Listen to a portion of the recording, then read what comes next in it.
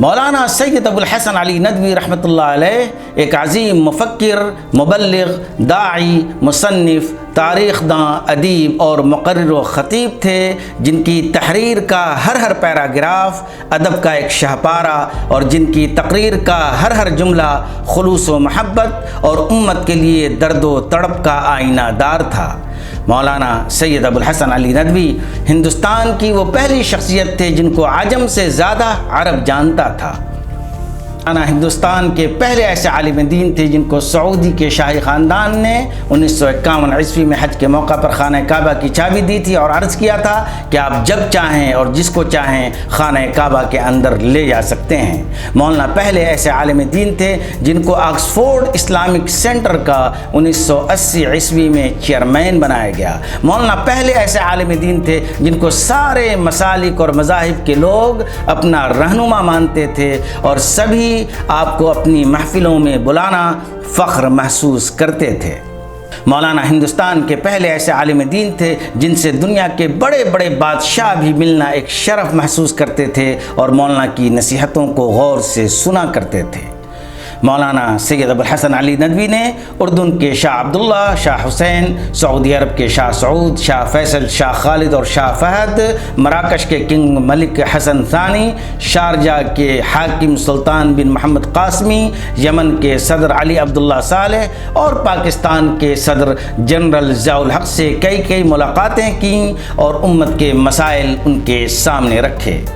قلم کا یہ سپاہی اتر پردیش کے ایک چھوٹے سے گاؤں تکیہ کلاں، جسے 11 صدی عیسوی میں شاہ عالم اللہ حسنی نے بسایا تھا، جب 24 نومبر 1914 عیسوی کو حسنی خاندان میں پیدا ہوا تو اس وقت کوئی نہیں جانتا تھا کہ یہ بچہ نہ صرف یہ کہ اپنے خاندان بلکہ اپنے ملک، اپنی قوم اور اپنے دین و ملت کا ایسا نام روشن کرے گا کہ صرف عرب و عجم ہی نہیں بلکہ یورپ کے دانشگاہوں میں بھی اس کے علم و فن، تحقیق و تصنیف اور فکر و نظر کی طوطی بولے گی۔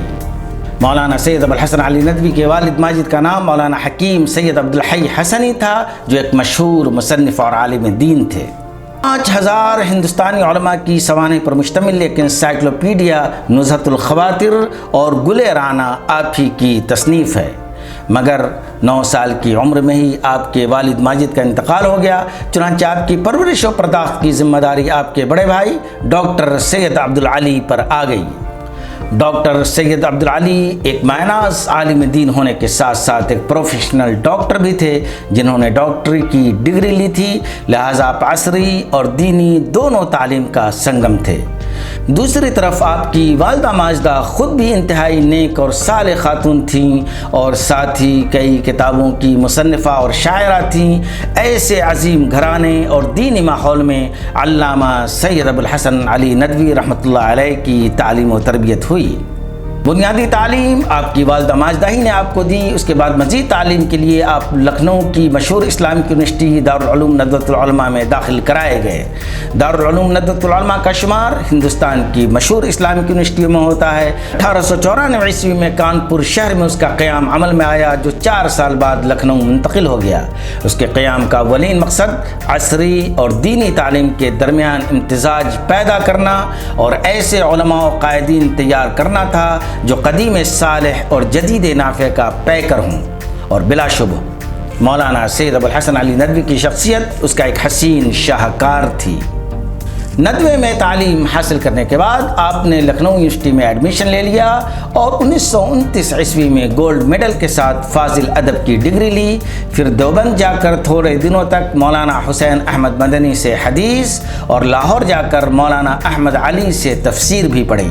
اس کے علاوہ اپنے وقت کے دیگر علماء کرام سے استفادہ کیا اور اپنے طالب علمی کے دور ہی میں عربی، انگریزی، فارسی اور اردو زبان میں مہارت پیدا کر لی اور اسلامی علوم و فنون اور اسلامی تاریخ کا احاطہ کر لیا۔ 1934 عیسوی میں مولانا سید ابو الحسن علی ندوی کی زندگی میں ایک نیا موڑ اس وقت آیا جب آپ کو محض 20 سال کی عمر میں ندوے میں لیکچرر کے طور پر مقرر کیا گیا، جہاں آپ تفسیر، حدیث اور ادب عربی کی تعلیم دینے لگے۔ تقریباً 10 سال تک آپ نے باضابطہ کلاس لیا۔ آپ کی بے پناہ صلاحیت و قابلیت کو دیکھ کر ندوے نے 1951 عیسوی میں آپ کو نائب معتمد تعلیم بنا دیا۔ پھر 1954 عیسوی میں جب علامہ سید سلیمان ندوی کا انتقال ہو گیا تو آپ معتمد تعلیم علامہ کی جگہ پر بنا دیے گئے۔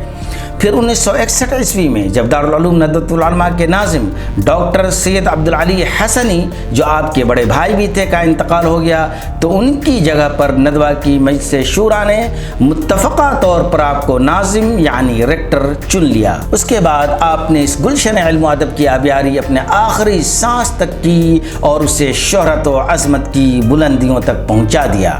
اگر کسی بھی شخصیت کی عظمت کا اندازہ لگانا ہو تو اس کے معاصرین کی رائے سب سے زیادہ اہمیت رکھتی ہے۔ آئیے دیکھتے ہیں کہ مولانا کے معاصرین مولانا کے بارے میں کیا کہتے ہیں۔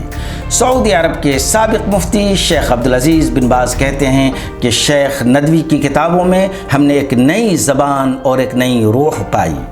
مشہور عرب ادیب علی طنطاوی کہتے ہیں کہ میں نے آپ کو ایک حقیقی زاہد پایا۔ شام کے ڈاکٹر مصطفیٰ سباعی کہتے ہیں کہ ایک ایسا شخص جس کی شخصیت اور قلم کو جانا تو اس کے اندر ایک دھڑکتا ہوا دل پایا۔ سابق صدر جمہوریہ ہند مسٹر کرشن کانت کہتے ہیں کہ مولانا نے سارے ہندوستانی پیڑھی کو ایک نئی سوچ دی۔ سید قطب شہید کہتے ہیں کہ مولانا صحیح نہج کے ساتھ اسلام پر عمل پیرا تھے اور اسلام ہی کے لیے جیتے تھے۔ جامع ازہر کے شیخ عبدالحلیم محمود کہتے ہیں کہ مولانا نے اپنی زندگی اللہ کے لیے وقف کر دی تھی۔ یوں تو مولانا سید ابو الحسن علی ندوی کی تصنیفات کی تعداد 50 سے زائد تک پہنچتی ہے، جن میں بیشتر کا ترجمہ دنیا کی کئی زبانوں میں ہو چکا ہے، مگر ان میں مشہور کتابیں یہ ہیں: قصص النبیین للاطفال، مختارات فی ادب العرب اور القراءۃ الراشدہ جو اب ہند و پاک کے مدارس کے نصاب میں شامل ہے۔ اس کے علاوہ روائے اقبال، اسماعیلیہ مصر، احادیث صریحہ فی امریکہ، ذہبت ریح الایمان، تاریخ دعوت و عزیمت، کاروان زندگی، المرتضی وغیرہ وغیرہ آپ کی مشہور کتابیں ہیں۔ مگر جس کتاب نے مولانا کو عرب ممالک میں ایک پہچان دی اور شہرت کی بلندیوں تک پہنچایا وہ ماذا خسر العالم بانحطاط المسلمین ہے۔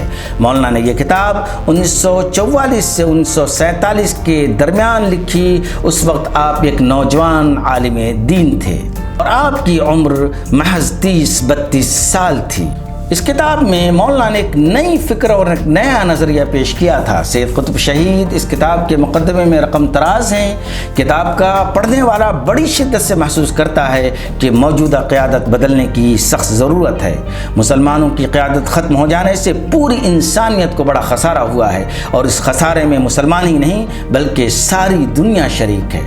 مولانا کی اس کتاب نے مسلمانوں کو دنیا کی زمام قیادت سنبھالنے پر ابھارا اور یہ بتایا کہ امت مسلمہ دنیا کی قیادت کے لیے پیدا ہوئی ہے۔ پہلی بار جب یہ کتاب مصر سے چھپی تو اس نے عرب کے علمی حلقے میں تہلکہ مچا دیا۔ بعض ملکوں میں اس پر پابندی بھی لگائی گئی۔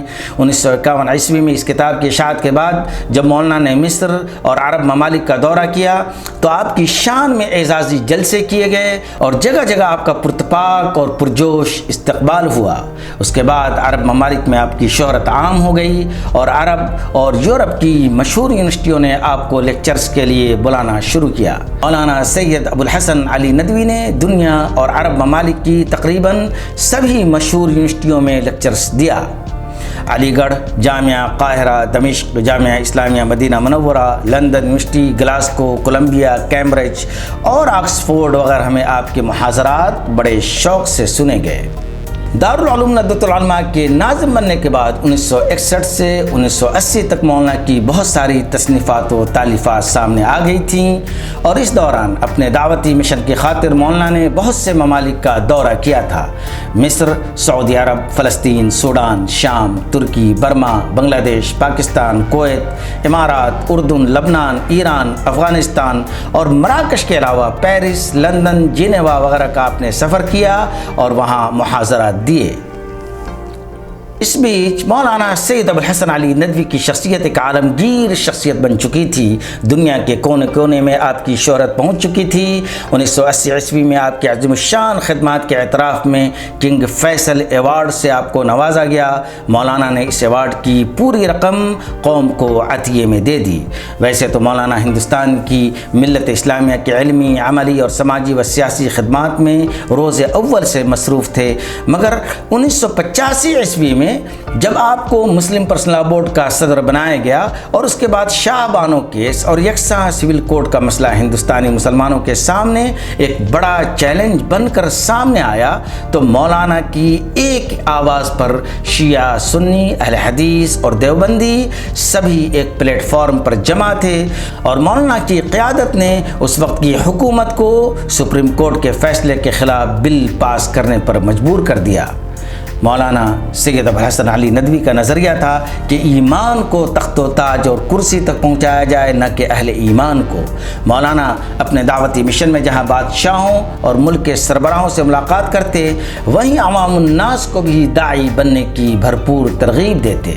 مولانا سید ابو الحسن علی ندوی کی سب سے بڑی خصوصیت یہ تھی کہ آپ مثبت سوچتے تھے، مثبت بولتے تھے اور مثبت لکھتے تھے۔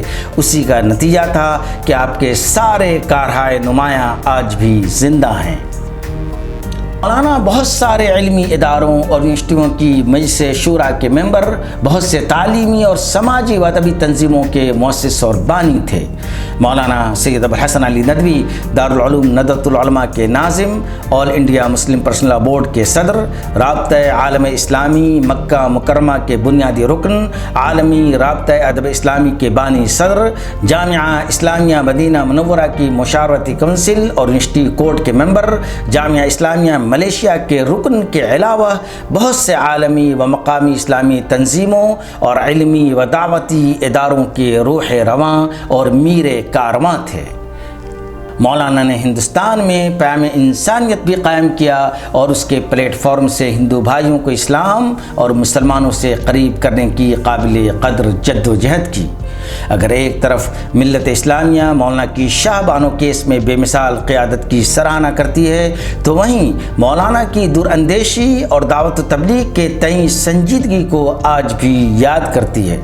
کون نہیں جانتا کہ ہمارے پڑوسی ملک برما سے مسلمانوں کو در بدر کر کے نکال دیا گیا ہے، ان کے نوجوانوں کو قتل، عورتوں کی بے حرمتی اور گھروں کو نذر آتش کر کے جانوروں جیسی زندگی گزارنے پر مجبور کر دیا گیا ہے۔ مولانا سید ابو الحسن علی ندوی نے 1960 عیسوی میں برما کے مسلمانوں کو خطاب کرتے ہوئے کہا تھا کہ آپ پورے برما میں پھیل جائیں اور یہاں کے غیر مسلموں کے درمیان اسلام کو پھیلائیں اور اسلام کے متعلق غلط فہمیوں کو دور کریں، ورنہ برما میں آپ کا وجود خطرے میں پڑ جائے گا۔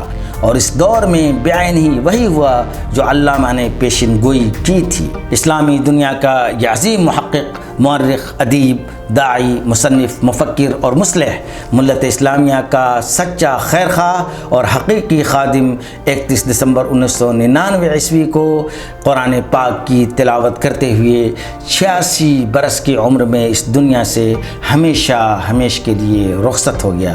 آسماں تیری لحد پر شبنم افشانی کرے، آسماں تیری لحد پر شبنم افشانی کرے، سبزۂ نورستہ اس گھر کی نگہبانی کرے، آمین۔